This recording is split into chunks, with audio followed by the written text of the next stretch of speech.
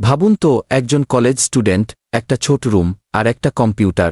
আজ সেই আইডিয়াই ব্যবহার করছে ৩০০ কোটিরও বেশি মানুষ। কিন্তু প্রশ্ন হল, ফেসবুক আসলে কেন বানানো হয়েছিল? এটা কি শুরু থেকেই টাকা আর জনপ্রিয়তার জন্য ছিল? চলুন ফিরে যাই গল্পের শুরুতে। আমেরিকার হার্ভার্ড ইউনিভার্সিটি, এখানেই পড়তেন এক তরুণ, মার্ক জাকারবার্গ।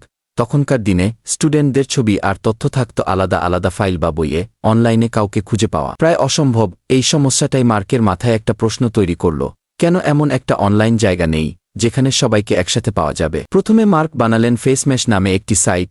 এখানে স্টুডেন্টদের ছবি দিয়ে ভোট দেওয়া যেত, কে বেশি আকর্ষণীয়।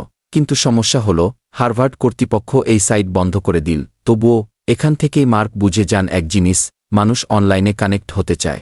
২০০০ সালের ৪ ফেব্রুয়ারি মার্ক এবং তার বন্ধুরা Eduardo Saverin, Dustin মস্কোভিচ, Chris huge মিলে চালু করলেন দ্য ফেসবুক। শুরুতে এটি শুধু হার্ভার্ড স্টুডেন্টদের জন্য ছিল, কিন্তু কয়েক দিনের মধ্যেই হাজার হাজার স্টুডেন্ট সাইন আপ করে ফেলল। হার্ভার্ডের পর ইয়েল, স্ট্যানফোর্ড, মেট, তারপর পুরো আমেরিকা। ২০০০ সালে ফেসবুক সবার জন্য খুলে দেওয়া হয়। ছবি, স্ট্যাটাস, বন্ধু। ফেসবুক ধীরে ধীরে হয়ে ওঠে মানুষের ডিজিটাল ডায়েরি, একটি জায়গা যেখানে মানুষ নিজের গল্প, ছবি এবং ভাব শেয়ার করে। ফেসবুকের সাথে এসেছে প্রাইভেসি সমস্যা, ডেটা লিক, ভুয়া খবর। তবুও একটা জিনিস অস্বীকার করা যায় না, ফেসবুক আমাদের কথা বলা, ভাবা এবং কানেক্ট হওয়ার পদ্ধতিই বদলে দিয়েছে।